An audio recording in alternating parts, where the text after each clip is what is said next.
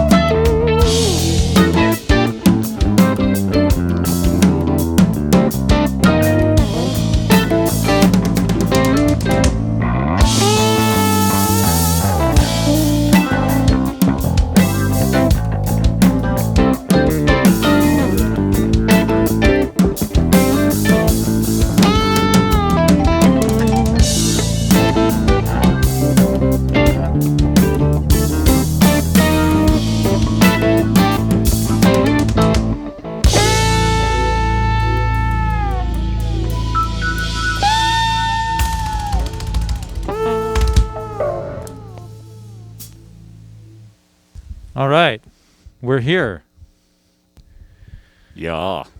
at the Wrecking Room stage. Chris Malley's back in the house. I got to ask you something, Chris. Uh-oh. And I got to find what I got to ask you. Do I owe you money? Not yet. Why did you pick the name Rabblefish? Oh, boy, because all the other names are taken.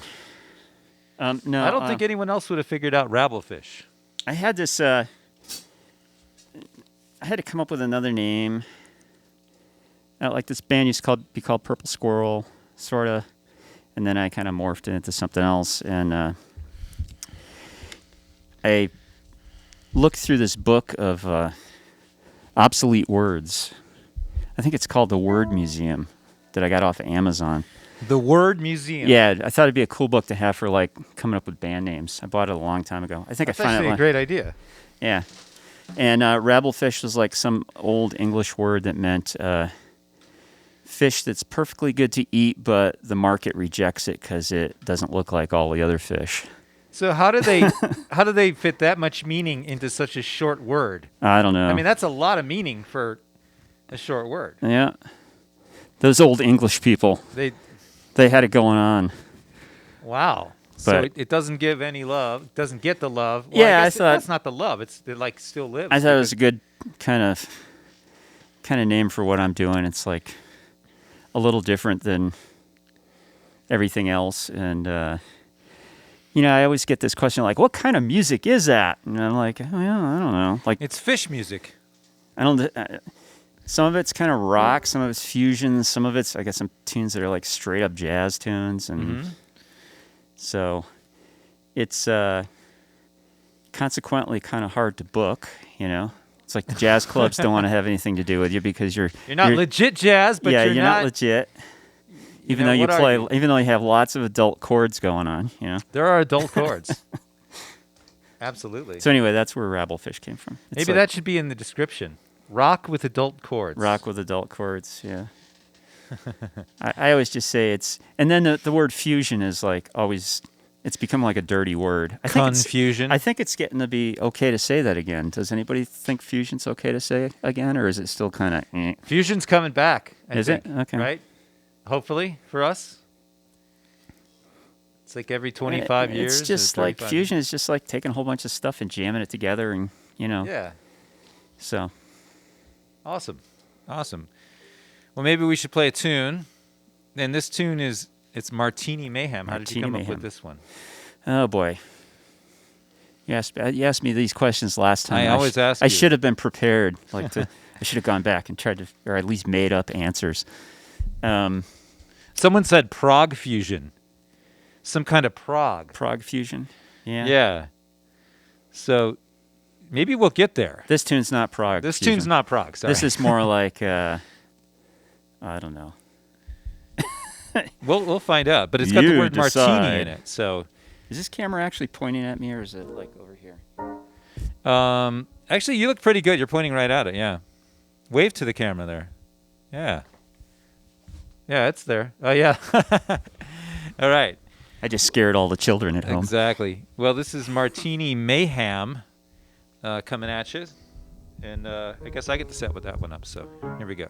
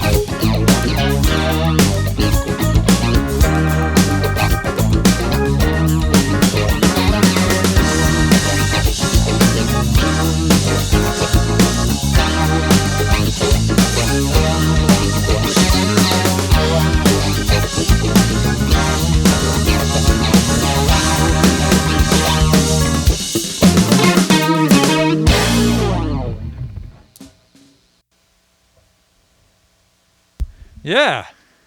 Martini Mayhem by Mr. Chris Rabble. Yeah. Mr. Chris Rabblefish. Chris Rabblefish. Someone says, woohoo, we are here. Melody. We know her. Yeah. And Shieko? Shieko. Yeah. Thank you for joining the crowd. If you want to ask an embarrassing question to the guitar player, please type it in the chat now.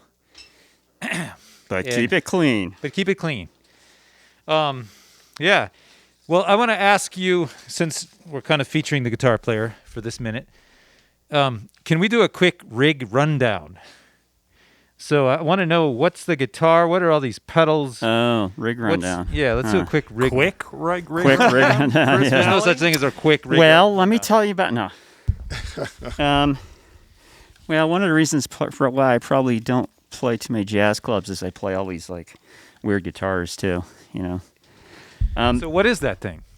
It's a Grosh guitar What made is by a Grosh guitar? It sounds like a bird. Grosh. A guy named Don Grosh. Okay. Wow. Don, if you're out there watching, he makes these in Broomfield, Colorado. This is his Electrojet model. It's sort of like a cross between a Stratocaster and a Jazzmaster. Oh. And then he made this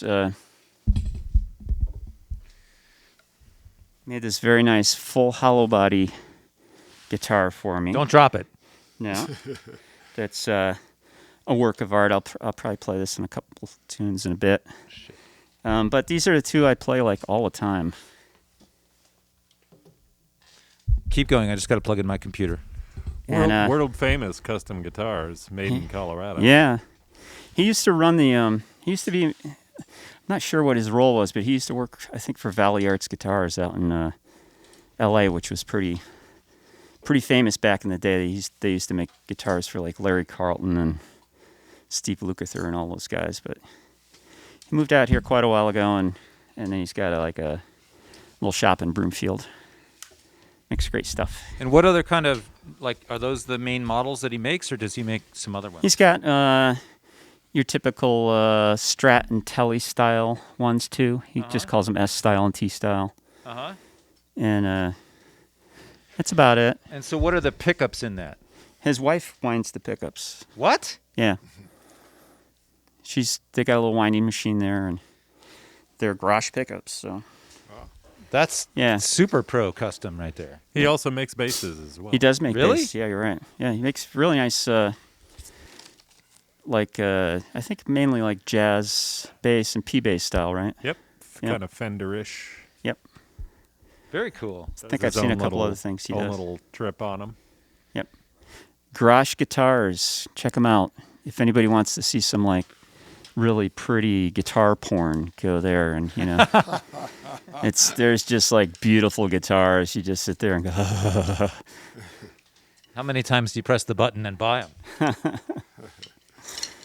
I've only done that twice. That's awesome. And actually, I'm part of his regional artist program, so Yeah. these were custom. So who are some of the other Grosh artists? You knew I was one going of to ask you one of that the guys, too, right? one of the guys from Snarky Puppy. Snarky Puppy, all right. Mark Lettieri, is that his last name? I'm not sure. How do you say his last name? And I know Mark Knopfler, I think, has one. The question is, this is Ben. I believe this is Ben from Atlanta, Georgia. Okay, Thank you, Ben. Is there a guitar, because this is interesting he said this, because Chris has been purging his gear. He's been selling off tons of pedals and tons of guitars. He's I've been buying it. Yeah. Yeah. Victor's been buying. Victor's been buying some. So- of it. He bought my drum kit. Oh, He yeah. bought- So Ben asks, is there a guitar that you've sold that you regret? Oh my God. Oh. Yeah. Not really. There's some that had sentimental value, like the guitar that I played all through school. I wish I had kept that. What was that? It was a Stratocaster from back in the 80s. Everybody was taking Strats and hot rodding them. So it was worth nothing because I had done all kinds of really bad things to it. And it was a boat anchor. It weighed about 12 pounds, Right. But it was. But it was sentimental. Yeah, it was I wrote a lot of tunes on it, and I played a lot of gigs on it, and I went, got me through school. So I think that's the only one. Oh, and then there was a guitar that The one that got No, away? I'm not going to go into it.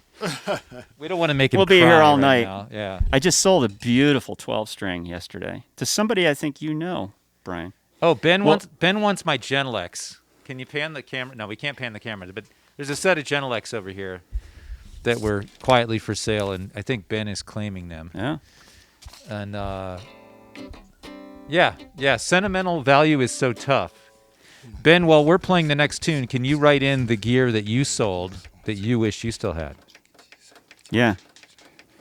Can you introduce us to the next tune while I drink this beer? tune is called NAT. That's the letter N, the letter A, the letter T. It stands for Not a Tango. And if you listen very closely, you'll notice this is not a tango. Can you play just a little bit of the melody for me, just a touch? Like, Okay, that's all I need. All right, we'll turn off our mouthpieces here, and we'll get to work. So thanks for coming to the Wrecking Room stage here at Volume.com. And we have Chris Malley on guitar, Paul McDaniel on the bass, and Victor Mestas Perez on the keys. yeah.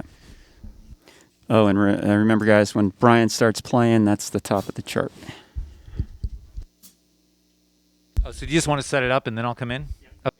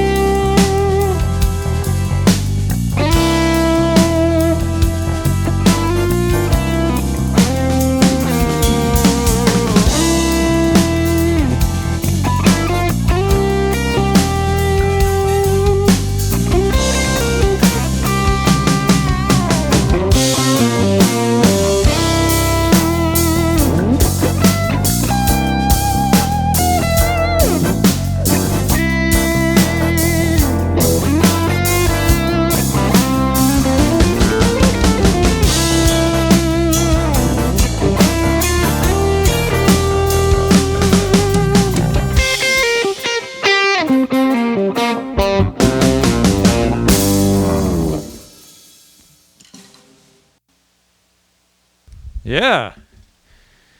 So what's the part?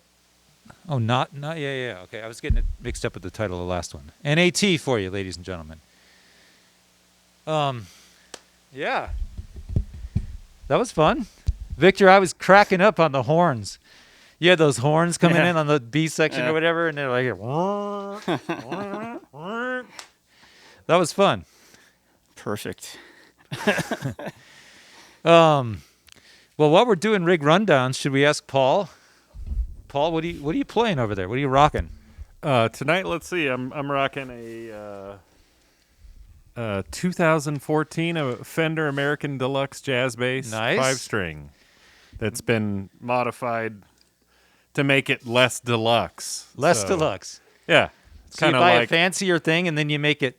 yeah, sort of fancier bass, but the electronics part is more traditional, you might say. Cool. And you did So- that to it?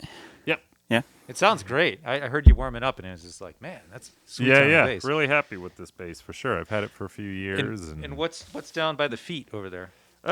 Let's see. Got a Polytune tuner, Boss OC2, the venerable classic Boss OC2 octave pedal. Mm-hmm. An MXR bass envelope filter, which I haven't really used much tonight. A Voodoo Labs Sparkle Drive, which is sort of What does a Voodoo Labs Sparkle Drive do? sort of an overdrive pedal, but it has a clean blend where you can sort of blend the clean tone in with it. So you sort of, it's great for bass where you can sort of keep the low end happening with some still have the distortion on top. And then I've got a Trilogic sort of bass preamp, which is just an EQ, which I'm using pretty subtly, and then a Keeley bassist compressor limiting amp pedal, which is always on. That's Always use it. it's like you don't realize the great length that people go to Yeah. to try to get their sound together. Oh, yeah. And it probably changes all the time. You know, you're like last time I played Rogers drums, which was awesome. Yeah. And this time I'm playing some newer drums, some Yamahas, which I love. And it's it's a totally different thing. But, we go to these great lengths, That's right. and that's how you got stuck in the pedal, Yeah. the pedal, I don't know what you call that, pedal heaven you were in for a while. I think I just sold about like 30 pedals on 30 pedals. on Facebook Marketplace. I had all this, like this closet full of pedals. I didn't even know I had pedals I didn't even know I had. And we just remodeled our basement, and I found all this stuff, and I was like, I got a gold mine here. I was like, Get rid of that. I got rid of everything just about. So I think I'm down to like only 2 pedals that are not on my pedal board. So pretty proud of that. Nice. Nice. And Victor, what do you got going on in there? Well, I'm playing this That's nice a Korg SV1. SV1 Yes, and a Yamaha MODX7. and a MOVX7. Yeah, DX7. Yes. And so you're triggering all of your Yeah. other sounds. And I thought last time you had them wired together or something. You don't have the. No, I don't. Okay. I basically I don't use MIDI because I don't know how to use MIDI. Okay. I was traumatized from my earliest experience. I get it. When I I was get it. playing, I was playing the MIDI channel 10, and the drums were sounding. And I didn't realize till very late. So never again. You don't want to do that. You don't want to do that. Well, while we're going through rig rundown, I guess I'll talk about these drums. These are, I think they're 2017 or so. They're these Yamaha hybrid drums, where they've got a really hard piece of wood in the middle, and then they have maple, wrapped around the other side. I think they're 6-ply or something, or I'm not sure. What's really hardwood? What's harder They than call maple? it. They that spell put- it Wenge. Wenge. Wenge, I believe. Yeah, I think. which they're cool. Woo. Yeah. It's like, yeah, it just blew my head off. Yeah. So this is I've kind of gotten into the old school bass drums, the 22x14, the shorter bass drums, because I've got all these. You can't see it here, but there's a bunch of vintage kits all around me, and they all have like short or the old school 14-inch. I've got one that's like an 18, and I had another Yamaha kit that was at the big 18-inch kick, but I don't know. I just kind of like the 14s for recording, and I don't know. So this is like not usual because most of the time they have the bass drum's like 4 inches longer. But yeah, and then I've got these are Sabian cymbals. I've been with them for like 20 years or something. Really interesting ride cymbal that was made by Bob Rupp, who was the national Sabian sales guy. He designed this custom ride, and was very excited to get one of Shout those. out to Bob Rupp. Shout out to Bob Rupp. Former Denver business owner. Yes, of Rupp's Drums. He built a monster there. Yeah, and a Tribe's little popcorn snare and some just trashy cymbals. And then this is a DW pancake drum, which is it's kind of like a gong drum, and we've got a mic underneath it, so it sounds like a big. Ooh. Nice. So it's almost like a 808 kick drum. Yeah. And then the coolest cymbal is the great late Neil Peart. He designed this cymbal. I believe it's called like a rattlesnake china or something, and it's got little tambourines and little jingles on it, and it's a. So, I just love that sound. Nice. I heard it on a record one time, and I was like, wait a minute, that guy's playing my cymbal. And then I looked it up, and he actually played on a Vertical Horizon song. Neil Peart did. Oh yeah. And I was like, wait a minute, that's his cymbal.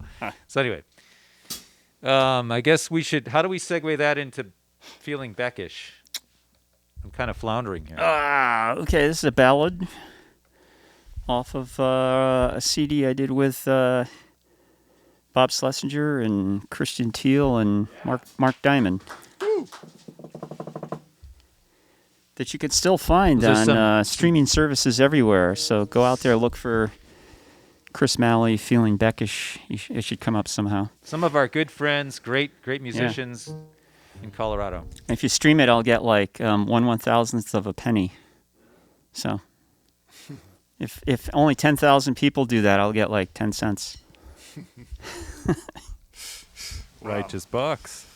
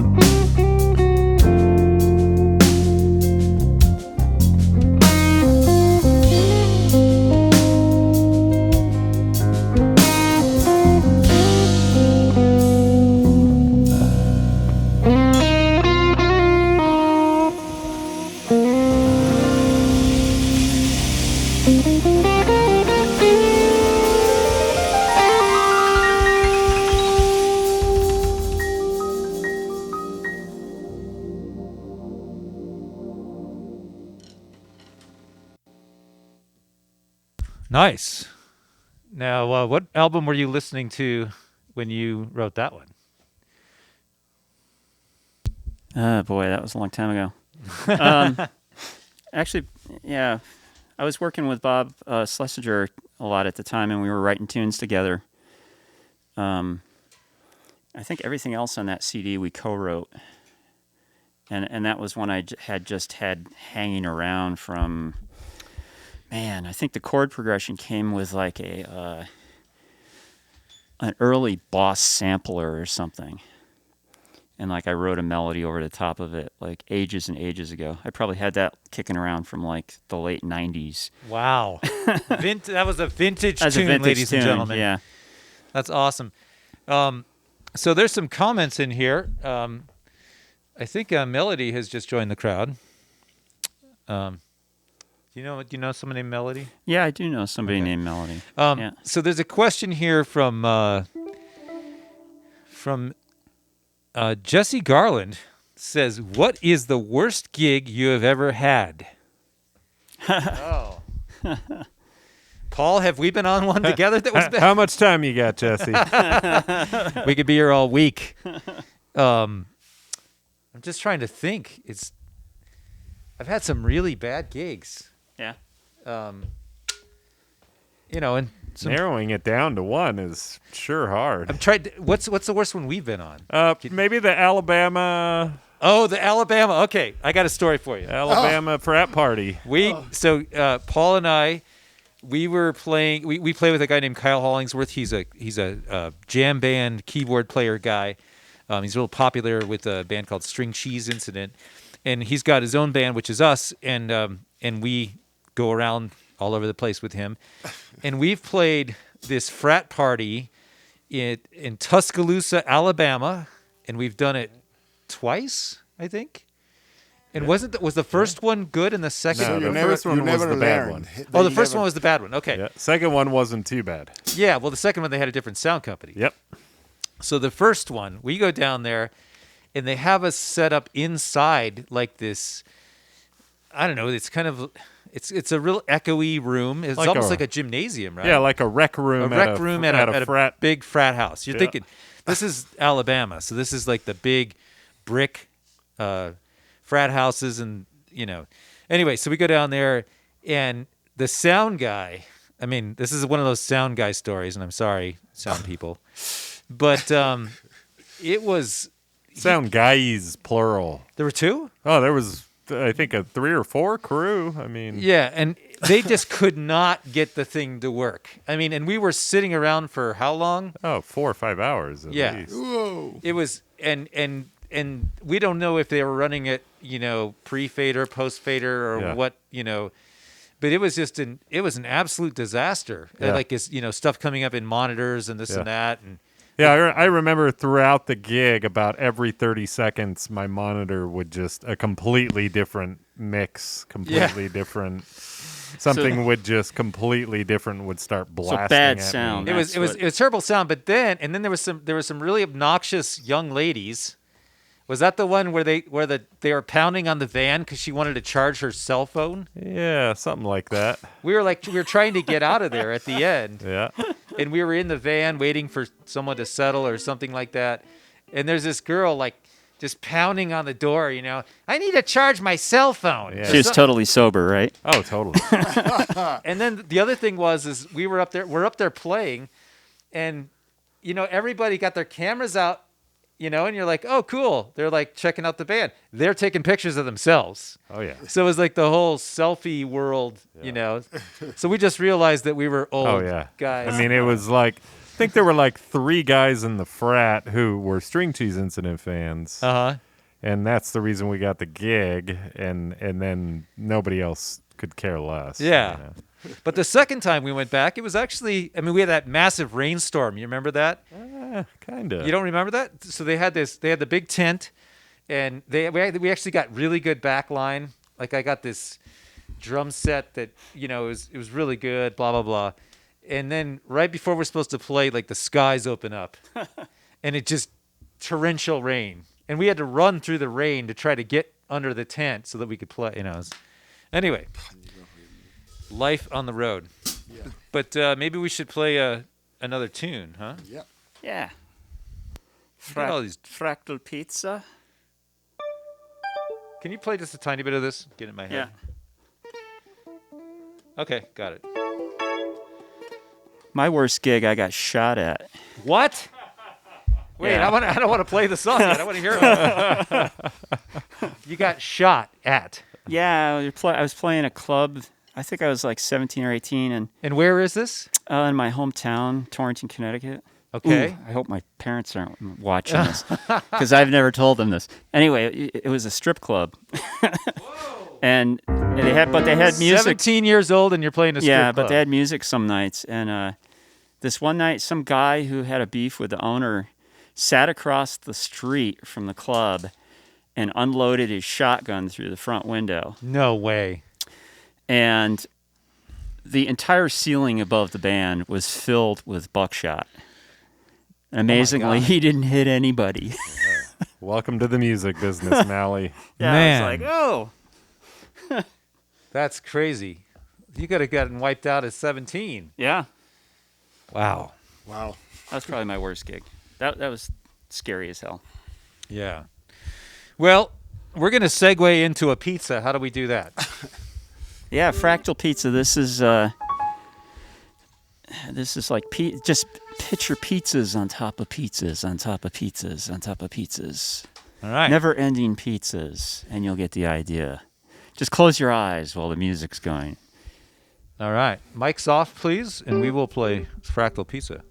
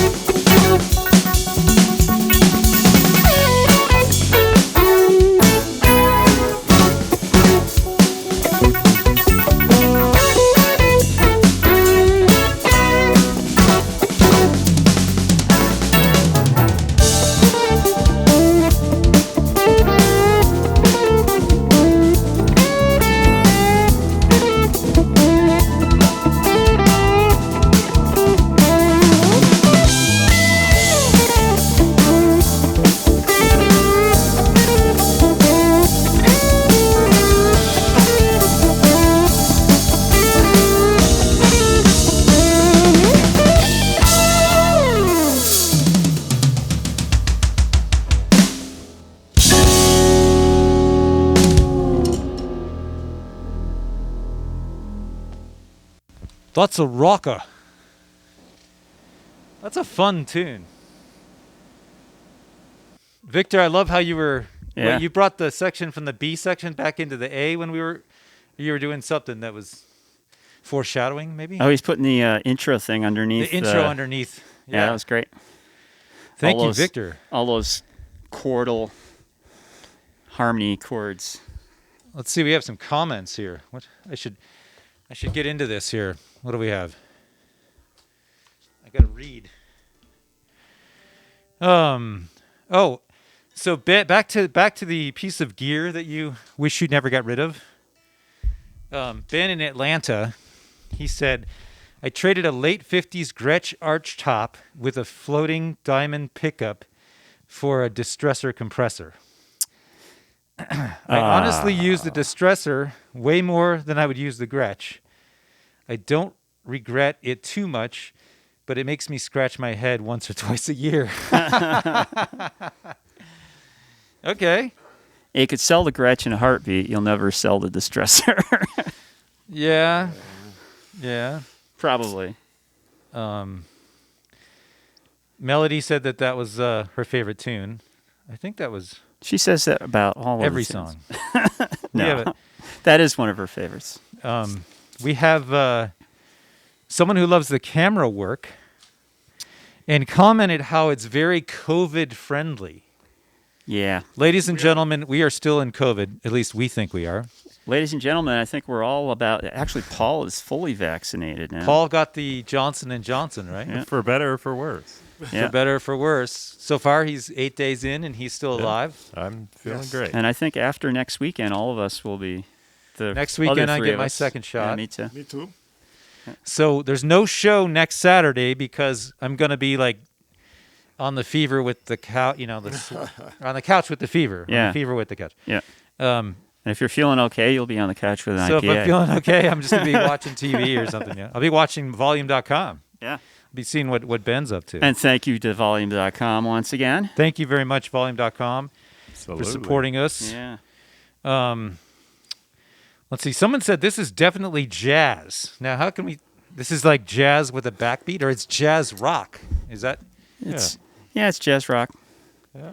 Maybe I should start collecting Jazz rock royalties? I should start collecting quotes like that. And when somebody says, you don't play jazz, I can say, yes, I do. See? The guy on volume.com See? said I play jazz, I've been like rejected from grants and stuff like that because they're like, your music is not jazz.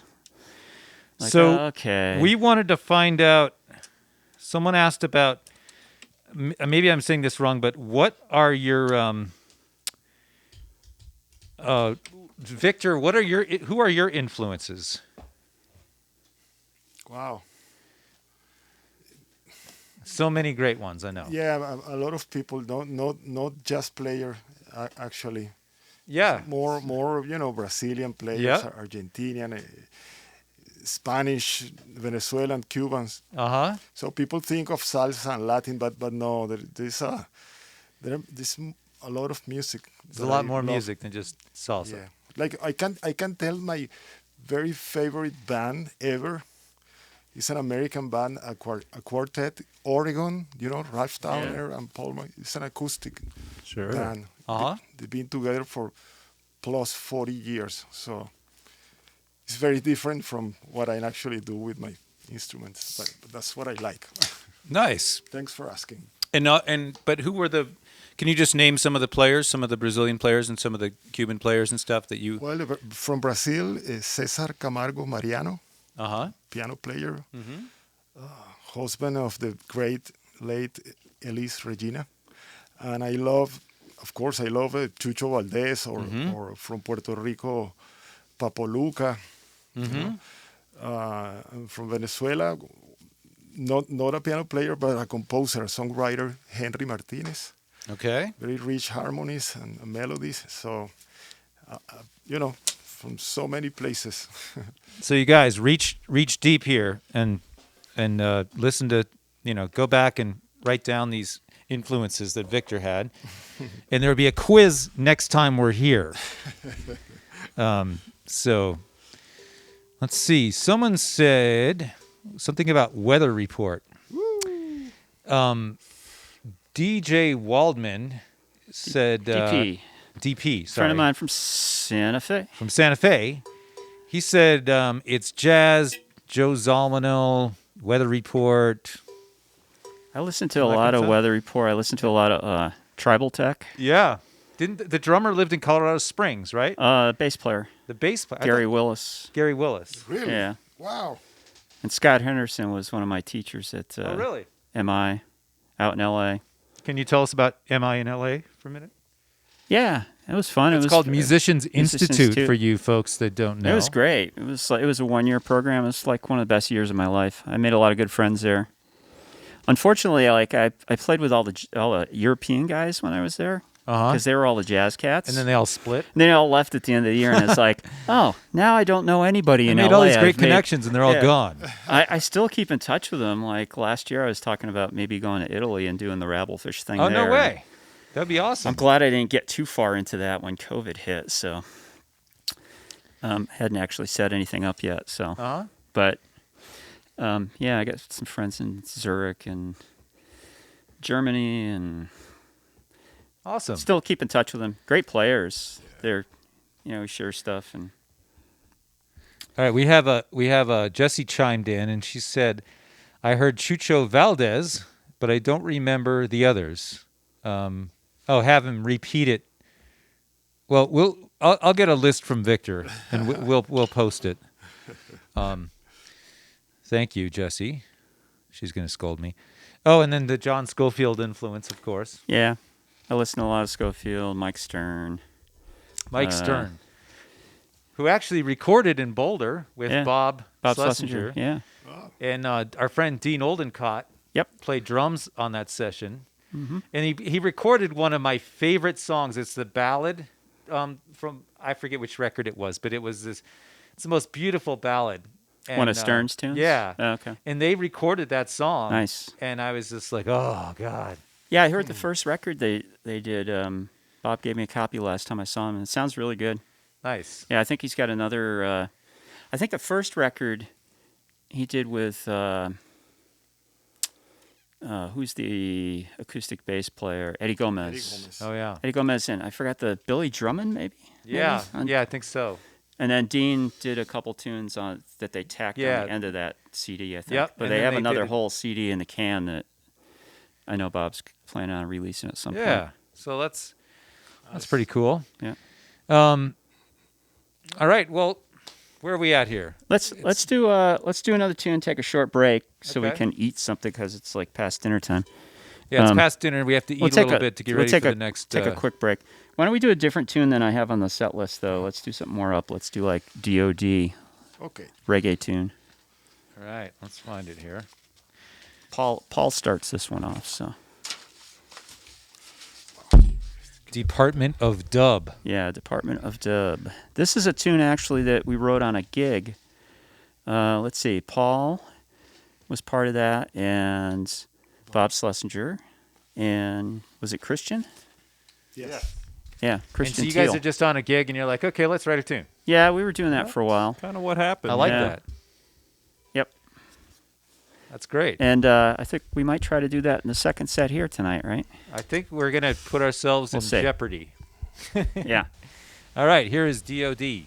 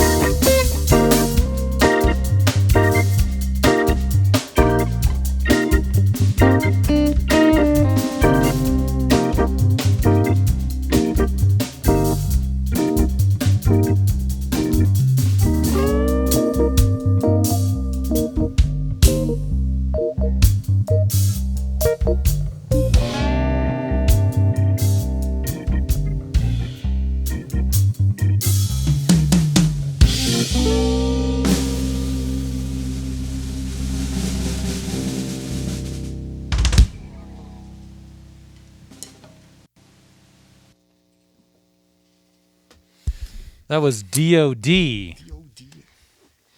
by Mr. Chris Malley here at the Wrecking Room stage on volume.com. And 3 other people. And 3 other people. Wrote that Christian, too. Christian Teal, Paul McDaniel, and Bob Schlesinger. Yeah. Schlesinger were on that. Awesome. I guess we're going to take a short break because people got to eat. You know what I'm saying? So we're going to be back in, I don't know, 10 minutes maybe? So like 7:30 Mountain Time. So stick around. Why don't you guys stick around and tell your friends. Go crack another beer open. Crack another beer, you know, all that stuff. Exactly. Back in 10 minutes. So we'll see you guys in a few.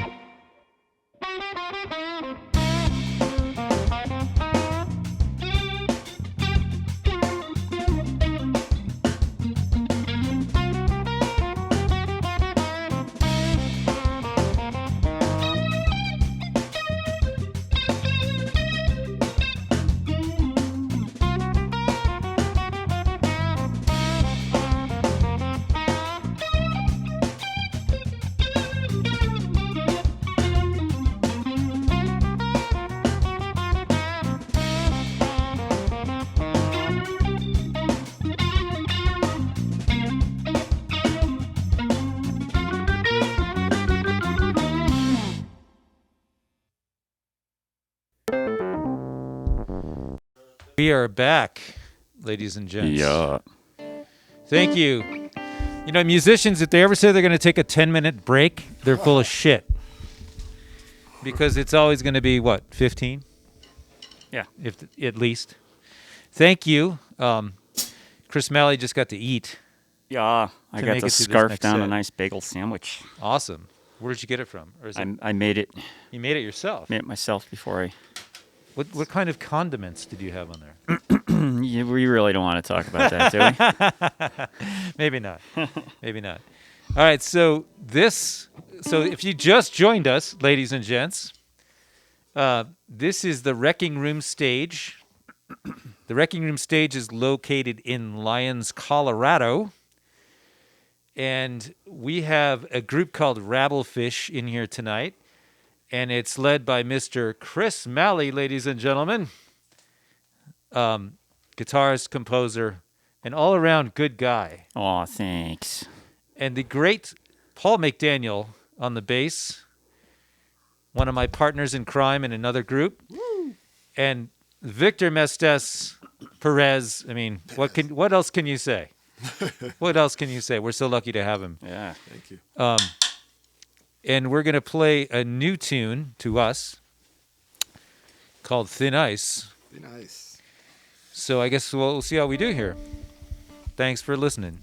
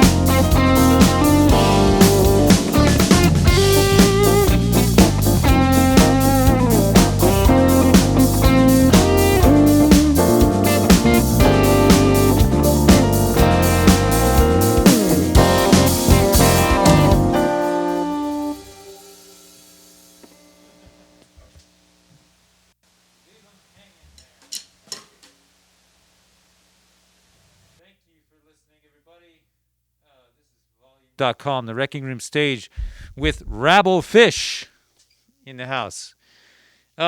So one of the things about volume.com is it's a new platform for musicians to stream. And if you feel like it, please tip us. They have their own currency called amps.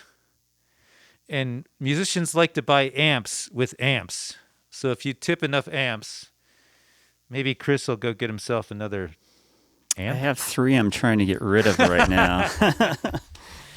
And you can also... You're buying your pedals back. That's right. Yeah. He's buying the pedals back. You can also join the Wrecking Room fan club if you want. A low monthly fee, which could help us keep growing this thing and keep bringing in more people. Yeah. So you can check that out. And then also, if you like Rabblefish, if you're a rabid Rabblefish fan, you can go to the Wrecking Room page here, and you can look at our clips from our last gig. They are up there, so you can just put it on and watch the last gig and all the stuff we did. So thanks for coming out, Chris. I need to ask you a question. I want you. This is a detailed question, so you got to think. Okay. Uh-oh. I want you, since you've lived on the East Coast and the West Coast and here in Colorado, can you compare and contrast the different music scenes or your experience? Yeah. Do you want a little in Jeopardy? like 100 words or less? Yeah, give us a little some. I got to take a drink of water. Yeah, it's kind of... So I gigged in New York, and I didn't actually live in New York. I lived in New Jersey. But I was in Manhattan a lot gigging. And I lived in L.A., and, of course, have lived here now for like 30 years. And, yeah, they're very different vibes. You know, great music scenes on both coasts. New York was really cool because people told you exactly what they thought of you. Yeah, exactly. You know, if you showed up for like a jam session or something and you didn't cut it, somebody would say, "Come back when you don't suck," you know? But in LA, it was sort of like they tell you how great you were, and then, you know, the second you left the stage, everybody would be cutting the person apart. Never let that guy back in. Yeah, you know, it's like, all right. I liked LA. I'd say Colorado's probably like that. Is it?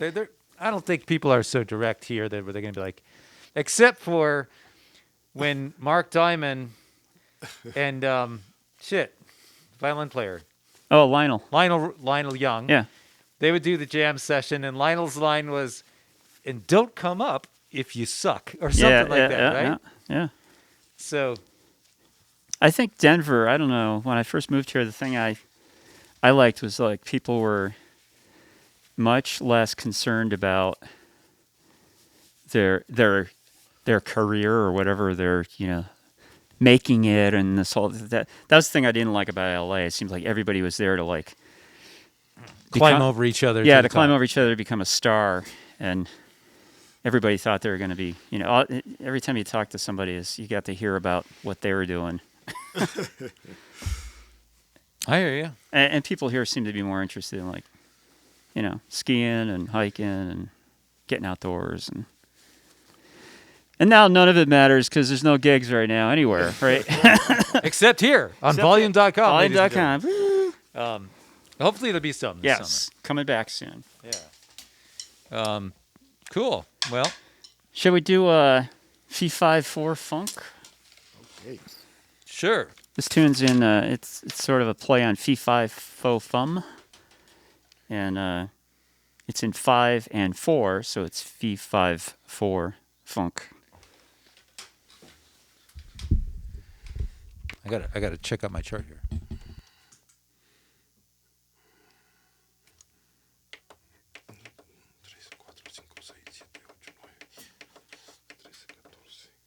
Thank you for that. I'll pay you later for that. All right, here's Fee-5-4 funk. Turn off our mics and we'll get to it.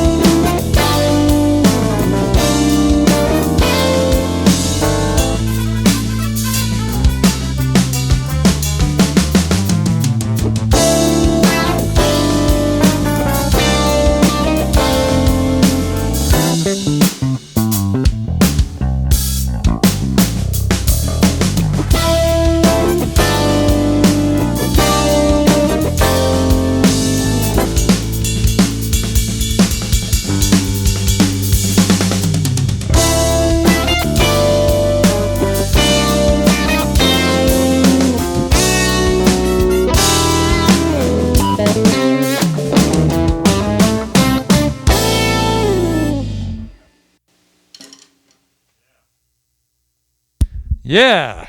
Fee, fi, four. Yeah. Funk.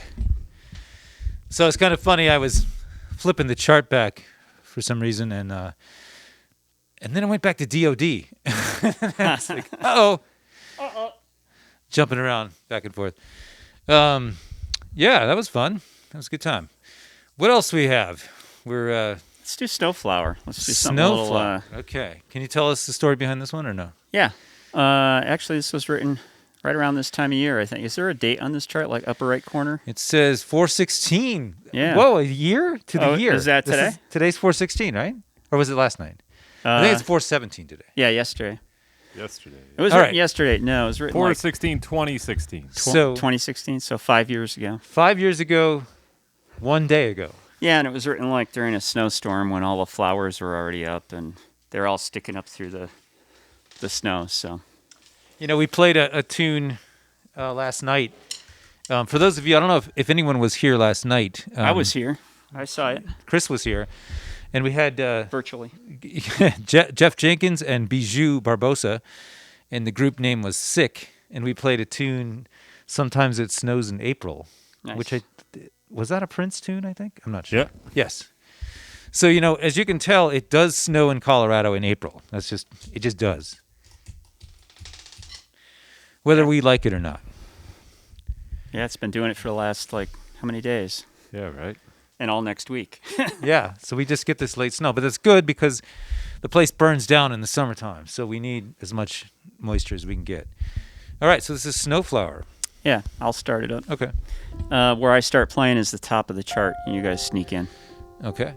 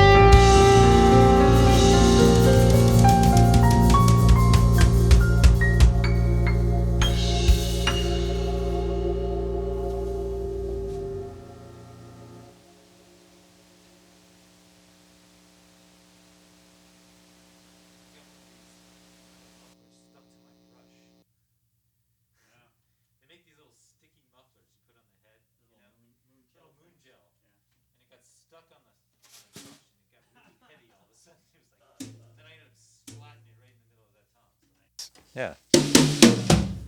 That was fun. What else do we talk about? We're quiet tonight. We talked about Grush guitars. We talked about rig rundown. Yeah, we haven't talked about the Wrecking Room or drum overdubs, so we haven't.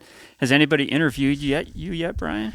Actually, last night, believe it or not, Bijou. Oh, nice. He goes, man. So what are you doing over here? Yeah. What are we doing? So Brian's got a great thing going here. this is this place. Let's see. There's a thing called drumoverdubs.com. I think the fourth guy in the world that I could find at the time doing online drum tracks for people. Now it's very common. You know, your next door neighbor's like, oh yeah, I'll do your drums. Whatever. But back then it was like, what do you mean? Some people were sending like a digital tape, for someone to overdub something or that. But that was kind of back in the day when this new technology wasn't around and this fast internet speed. What year stuff. did you start that? God, 2000 or something like that. This century, anyway. A while back.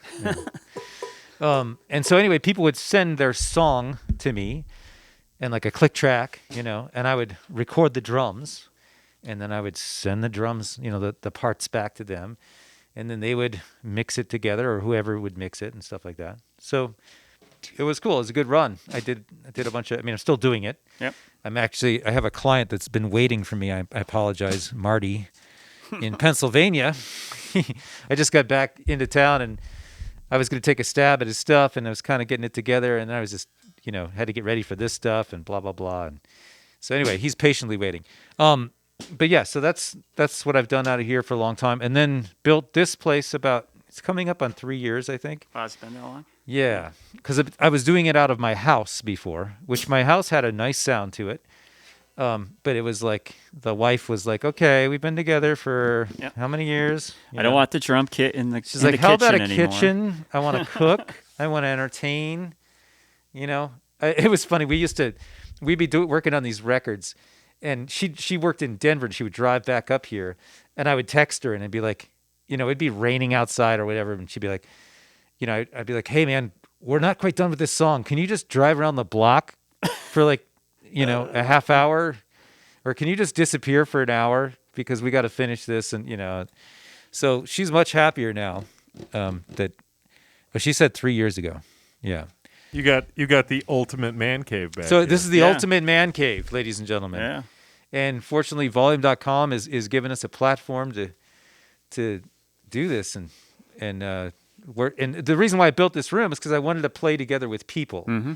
Because back then, I could do some people in the house and stuff, but I did so many of these online tracks, and then you just miss people. When you have someone in the room. Like even we wrote a song the last time we were on here. Was that the first time? I can't remember. Actually, both times we've been on here, we've written a tune. And the reason the song comes out is because the people in the room. Yeah. Paul and Victor really shaped the intro and the outro of that tune, and so that's what for me it was like. I want to play with people, and of course, COVID's made it pretty hard because we're all doing this right now. But fortunately, we've got a space big enough, and hopefully we're clean enough and all that stuff, and we're playing. So yeah, I don't know if you could tell from for the folks at home, this is a really nice big room, and we're spread out pretty wide, and like Paul said, it's the ultimate man cave. Ultimate man cave. It's really, really nice. So anyway, but I guess we should play some more music because let's do I think people are well, we could do another tune. Or we could try something new. Oh, if we want to. I don't know. Me. Do we want to try that tonight? Is that too much to? Everybody's going. Everybody's kind of like. I brought in this crazy idea that we were playing around with earlier. That's in all kinds of odd time signatures and everything. It might. I don't know if we all have enough brain cells functioning at this point to like get through it. Maybe we should have volume vote. Oh, we did this last time, and everybody wanted to see us crash and burn. Yeah, exactly. Of course. We want to see you guys screw up. That'll be awesome. Do we want to see you play a tune you already know, or would we like to see a car crash? Well, everybody likes to see car crashes. Oh yeah, somebody's already chiming in. Do it. I'm game to try. I mean, You guys want to try it? can you just play that little lick for us? And Sure. Was that a challenge, or do you want me to play? no, I'm asking you to help me out Can so I I? don't Can crash you? and burn. don't know. Can I? Would you? Let's see. It's Can you count it? 1, 2, 3, 4.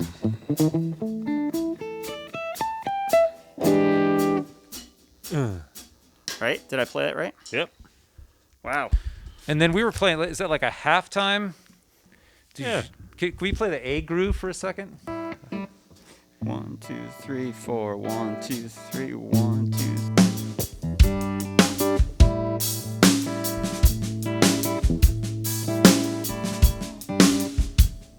Was it that? Yeah, something like that. All right. So just to clarify, Yeah. when we get to the end, provided we all end together, Yeah. it's a hard stop Yeah. on A hard stop that I wrote in. the So it's- first page, last bar. All right. This is scary.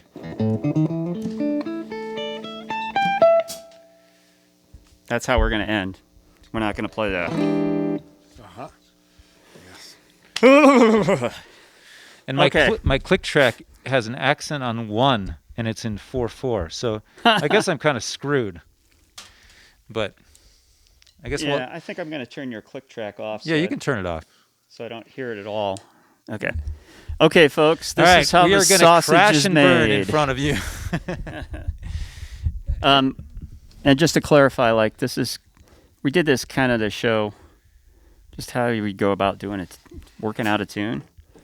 So we're going to kind of talk. We just talked through it a little bit, and now we're going to play the form. We crossed off the second line on the chart, right, to give everybody at home see we're working from something that looks like this. That probably looked like a blank piece of white paper with the light shining on it. And usually I try to like put a melody on it while we're doing it, but this time I'm going to just kind of try to get through the chart playing rhythm guitar, and then later Brian will give me the track and I'll try to put a real melody on it after the fact. So this is kind of a condensed version of what will eventually be the tune. Yeah. Condensed, yep. Like condensed milk. Not as good as milk.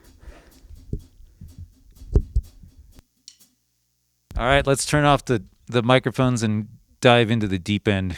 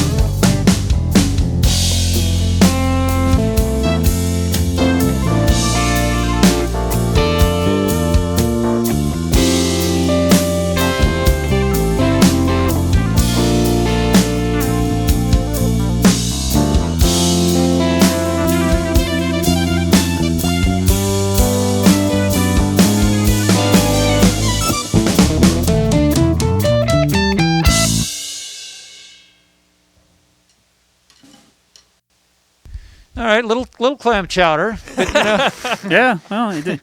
but we made it, right? Train came off, stayed on the tracks most of the time, right? Kind of jumps off, jumps back on. But we'll listen and study, and next time we will just. I think what we need to do is come up with like some thing for the 7/4 section that just kind of, you know how it's hard to make odd meter sound like. Yeah, just you gotta like it's not odd meter. Right now it sounds like it's odd meter. It sounds like we're going 1, 2, 3, 4, 5, 6, 7, 1. Well, let's work on that for a second.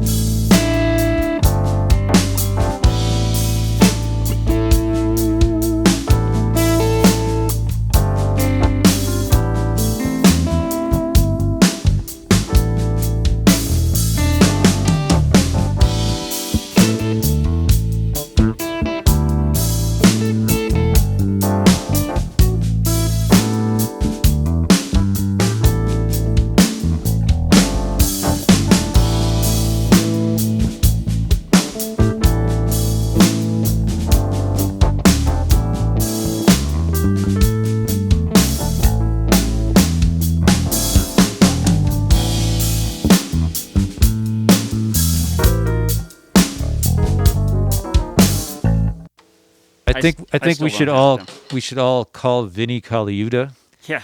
and ask him to make this thing smooth as he does with everything. The king of odd meter smoothness. All right, we'll work on that one. Okay, we'll now get that one now a together. redemption tune. A redemption tune. Let's see. Someone said the talkback mic was on. That was me. I'm sorry.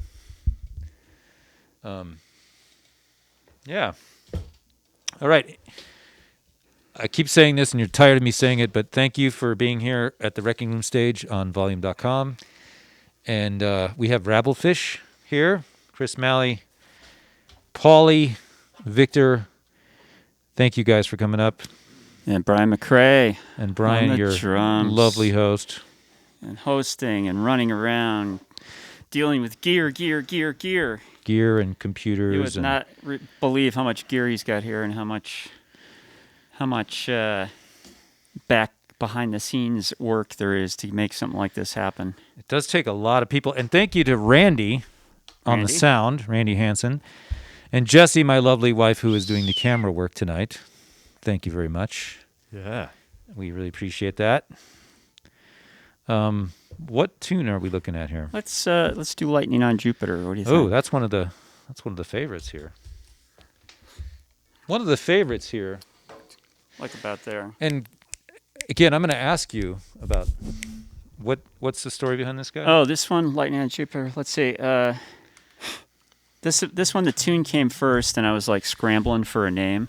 And a lot of times, what I'll do is go see what's going on in the news and see if there's anything that like seems to connect with the tune. Yep. And this particular day, NASA had just released a whole bunch of audio that they brought back from Jupiter.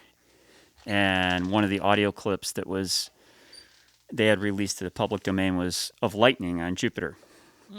And on the little demo of the tune, I know you've probably heard it. Not the people at home haven't heard it. The musicians have heard it. I actually used that clip at the front of the demo. It sounds it sounds like the world's going to end. It sounds like noise. Can you simulate that noise? Not really. All right. My throat's a little too dry. So we all come in together? Yeah, let me turn my mic off. All right, I'll turn mine off. Why don't you guys shut up and play music?